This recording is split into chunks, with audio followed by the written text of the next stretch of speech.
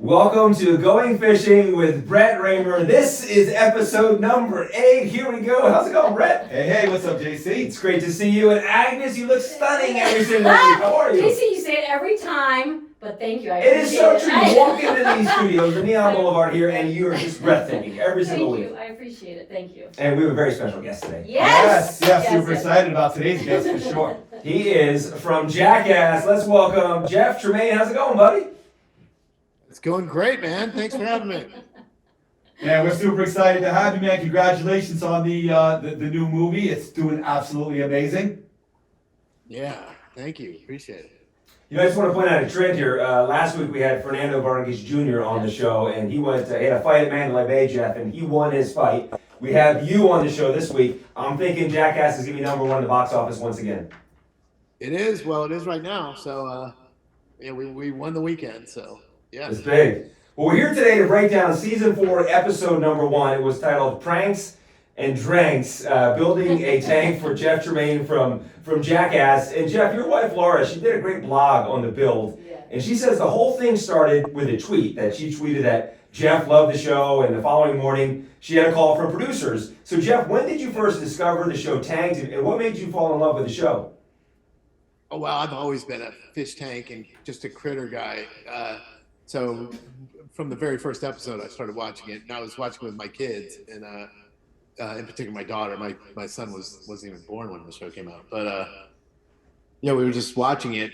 Like, I don't know, I was all hungover one day just watching it, and and I made my wife watch it with me, and then one day we were going to the mall for dinner, and I hijacked him and went to this fish store just to look at saltwater fish. I thought the kids would like it, and then she took a picture of a fish and then sent that tweet out, and that tweet sealed her fate. So, Yeah, it's pretty awesome. You know, it's crazy with technology today. Like, you can get a hold of anybody. Yeah. You know, you just send out a tweet, you tag that person, and next thing you know, it's bam, they're in your inbox. Now, we're producers of the show, like always looking for celebrities. If I'm a producer on the show Tanked, and I see Jeff send out a tweet, I'm immediately giving him a phone call. Absolutely, yeah. I mean, the show is obviously it's been so popular for so long. You know, these guys have been making movies forever. Having a big name like that was just an awesome, and to get it done through Twitter is even better, right? Now, Jeff, your wife said she paid for the tank. Do all celebrities pay for the tanks? Does anyone want to talk cost of what this tank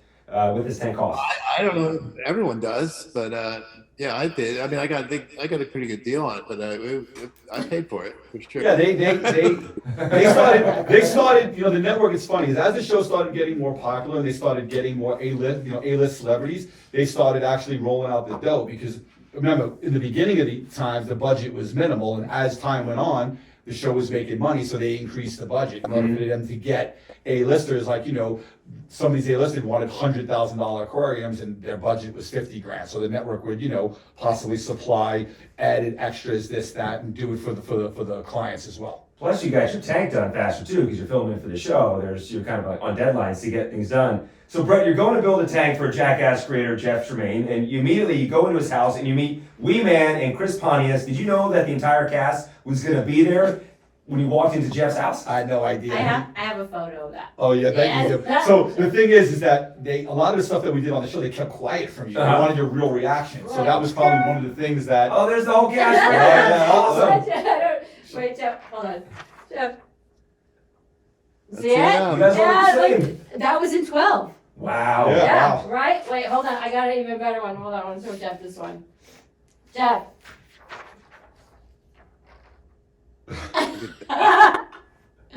And it sucks because the water cleared up like the next day. Well, yeah, the water cleared up, but it was so cool that was So we many had no years ago. idea that they were going to be at the house. Yeah. It was just, you know, it's just weird when you meet people for the first time that you Yeah. actually see in the movies. Yes. And you walk in and they're actually there. It was kind of weird, but it was a really cool experience Yeah. for sure. Well, Jeff, are you guys always hanging out back then? Was that a common practice that the guys hanging out at your pool, or do they want to come over and be part of the show?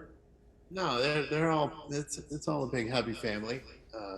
So, I mean, I definitely called them in for that one, but it's not weird to catch us out together at all.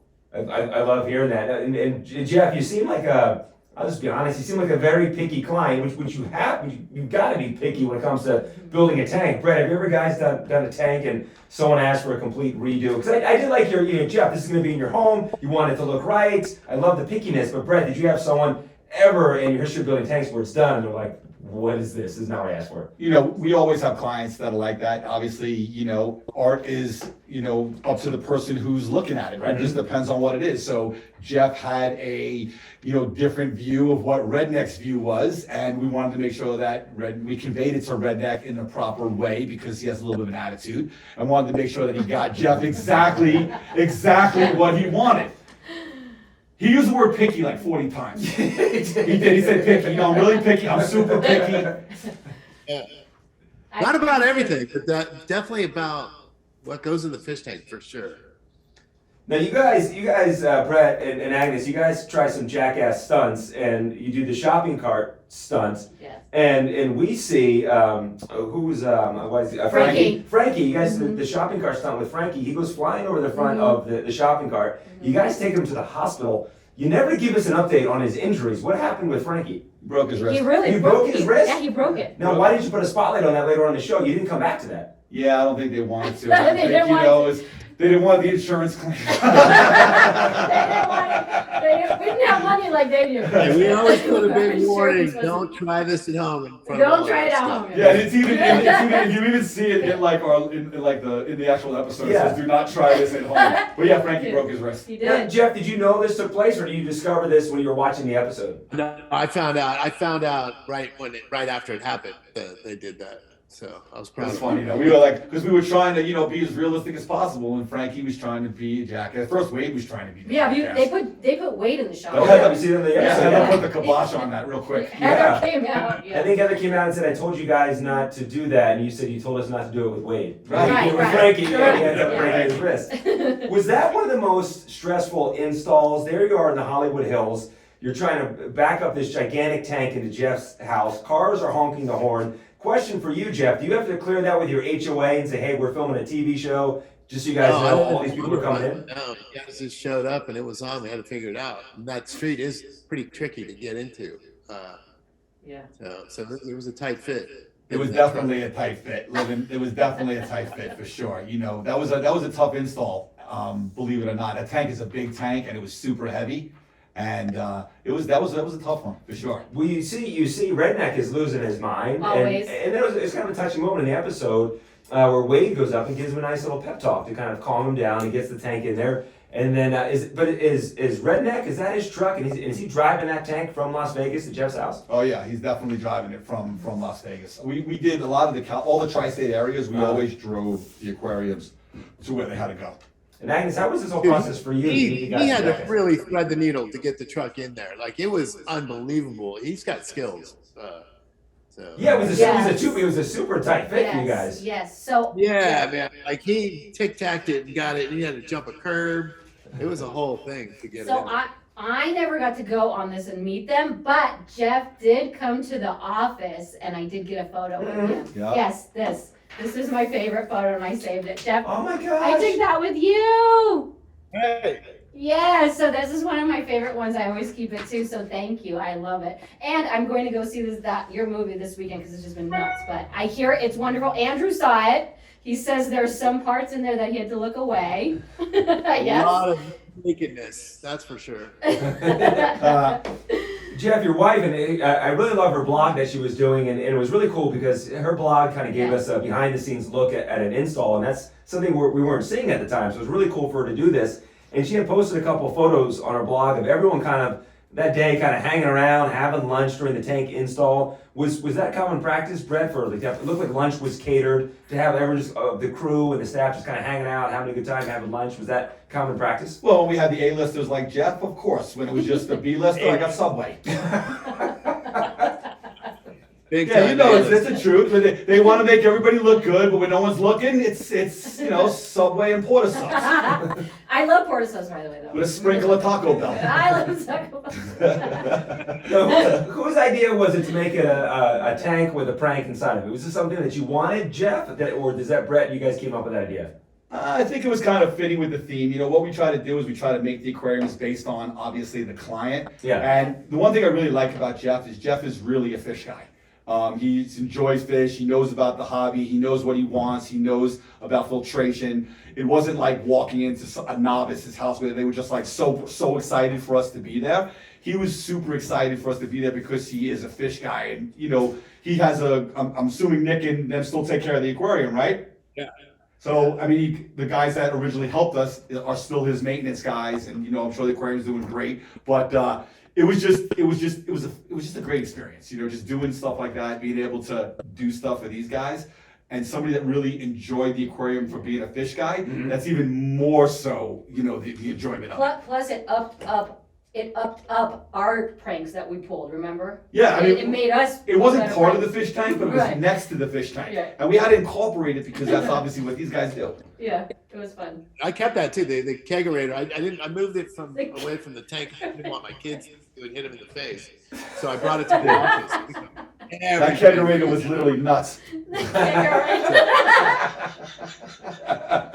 Jeff, it's kind of funny because when you watch the episode and they're unveiling that prank for the first time and the guys are doing it and stuff, I mean, your daughter, she kind of looks like she's not a fan of this prank stuff. Are your kids into the stuff that you do, and do they get to watch your movies and shows? You know, I just showed them the very first movie just the other day. They haven't seen anything, but they don't mind seeing people get pranked at all. They like it, so they enjoyed it. They got to see the movie for the first time, and they're still That's probably great. Oh, that is great. That's awesome. So, you know, the funny thing is a lot of people don't know this, Jeff, but when we were there, we had the cattle prod, you know, one of the ones they Yeah. use on Jackass. And we cattle prodded the producer. Yes, Matt Carter. Matt Yes. Carter. Like everybody was joking around. We all Yeah. played pranks at each other. Oh my So God. Matt would come in and Wade was like, Oh my God, I remember this. Yes. You should have seen every time we Yes. Matt, like you just touch him with your finger. Uh-huh. And you go, oh! You're cattle prodding your producer Yes. while filming the Yes, Jackass poor Matt. tank, though. It's Yes, perfect. yes. What's better than that? Yes. Jeff, is that you have cattle? We lit him up a few times. Actually. It really did. It's Well, I mean, so the tank is huge. It weighs 2 tons. It's 10 feet wide. Was that one of the biggest residential tanks that you guys built? It's definitely a good size one. You know, anything that goes 10 feet or more is usually, you know, a nice big custom. So, but his is also really tall too. And he did it right. You know, Jeff definitely does it right for sure. Like I said, being a fish guy, he knew exactly what he wanted and what he wants, and that makes our job a lot easier, believe it or not. And Jeff, you saw the tank and everything's up and running? You know, I moved, so I actually had to we rebuilt one. So yeah, that one stayed at the house. Oh yeah, you couldn't get it out. That was Yeah, big. big. Yeah, so you moved. Okay, so There was no way I could move it. So Now, when you list your house, do you say that it's the tank that was featured on the TV show Tanks? Because to me, that's a selling point. yeah, no, I think I mean that. To be honest, the house sold right away to the first guy that looked at it. He knew about it, so yeah. It's awesome. That It's was one of the advertisements in the Rob report for Clay Matthews Aquarium. In it says 800-gallon aquarium that was on the show tank. Oh, really? Yeah. They use it as a selling point. But I took the skull and crutch out of that, and I have that still. So Okay, nice. We see read that. something rare that I haven't seen on any other episodes is when you guys are going to actually pick out the fish. Jeff, you come along for that ride because normally people can't come to the fish shop to pick out the fish. Jeff, how did you get yourself into that situation? I asked him. I think I was one of the first guys to actually get to go and do that. I think. Yeah, I don't know if the warehouse likes it. Or Yeah, we what, just, but, like I said, I'm sure on television, like we were just kind of playing it up. Yeah. Like they don't really let people in for the public. You have to be like a store or a business license. Settler, yeah. But obviously, bringing Jeff down, we called the owner and said, hey, we want to bring him down. It was not an issue. But he was one of the first ones. And then we wound up getting a few others to come. You know, Wyclef came and a couple other celebrities came. But Yes. I believe Jeff was one of the first. Yes. yeah, it was awesome. Man. I Did love you it. like it, Jeff? Yes. Yeah, it was fun, huh? It's fun fish shopping. I love it. Tell us something, Brad or Agnes, something that fans of the show that watched the episode that we didn't see, something you guys cut out, or something that happened behind the scenes that we don't know about that you can share here on the podcast. I remember the money prank. No, I don't. I don't know if that was. I remember, well, just because of a prank, the one where with the baby powder with Irwin. Oh, that was, yeah. Well, I don't know if that was part of that No, episode. that wasn't but part of it. I think one of the things is that I think what the guys, if we wanted a little joke, when they took the tires and stuff off of the car. Yes, and yes. Jeff did not really take us to the airport on a scooter. If you want to know the truth. Yeah, but that was all kind of like, you know, it was part of the show, wanted it to fit in, but yeah, I mean, at the end of the day, we didn't go on a scooter. You take him to LAX on the scooter, Jeff? No, he made us take skateboards. We went down the street. That's a pretty steep street with big weight on there, and that was a legit stunt, though. Yes. The three of us. Yeah.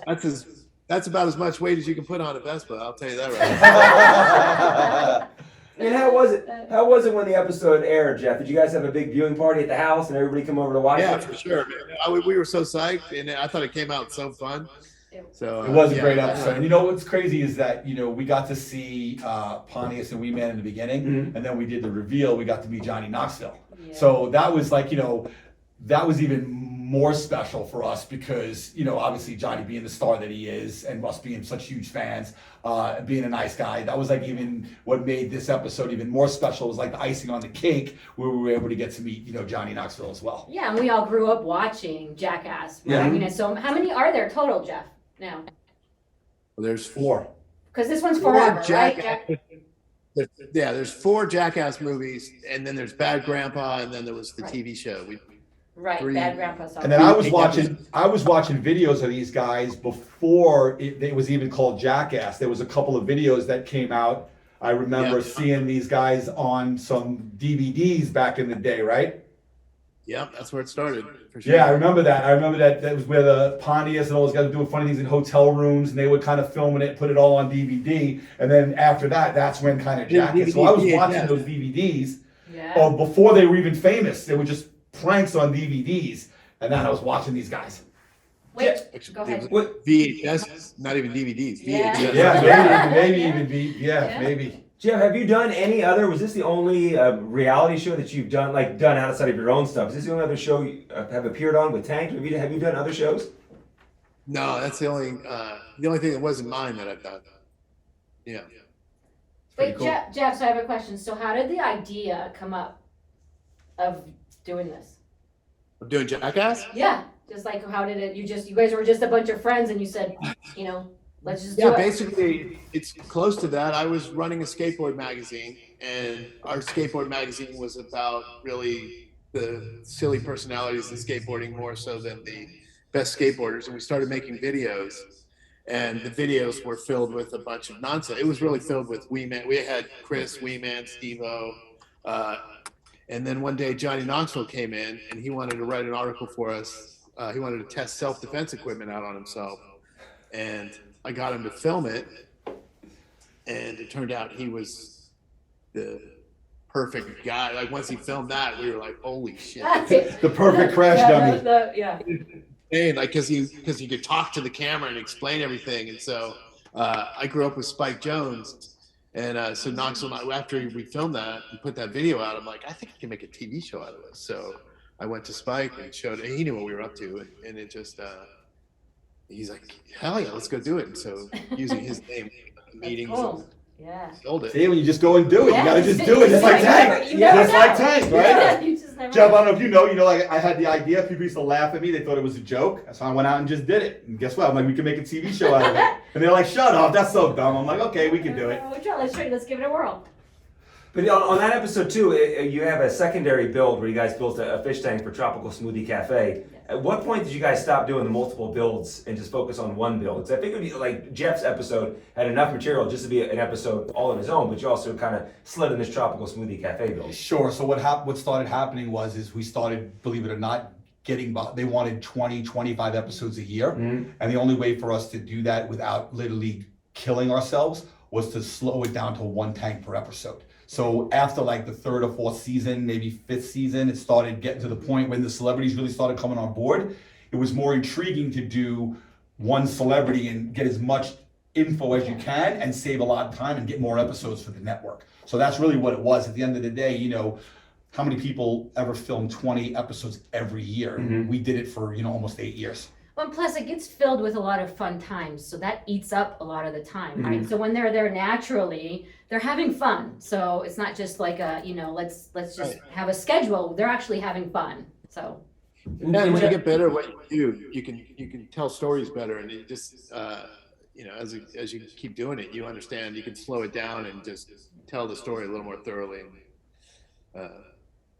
Yeah, then as time Yeah, went by, we started realizing what people enjoyed the most Yeah. of the episodes, and then that's what they really started, utilizing. They started focusing on, like the education component, this component. That each episode had to have one component of each thing. They were like, well, we need to have this education component. We need to have this component, and that's what we started doing, and that's when it started getting better for us as our filming life started getting better, because we shot the first year, it took us almost 250 days to shoot 6 episodes. Wow. yeah. So the first year we filmed 6, and then we wound up shooting 50 after that over the next 7 years. So we wound up doing 20 plus a year every year after the first season. Well, how does that, Jeff, compare to you with your Jackass, the TV show days? How long would it take you guys to get one episode done? And we made 24 total, and we did it in 2 years, I guess. So we made 24 episodes, and then we walked away and thought it was over, and then that's when we started making movies. So Wait, there were only 24 Jackass? Why do I feel like there's 100 of them? Because I'm a huge fan. I love that. You guys only did 24 episodes. they played 24 episodes on MTV almost every day for 10 years. Only Yeah, Right? I feel like there's so many more. That's Yeah. wow, that's amazing. The movies are just obviously fantastic. 24. I mean, What was look, we made a lot. I did 4 seasons. I did 32 episodes of Wild Boys.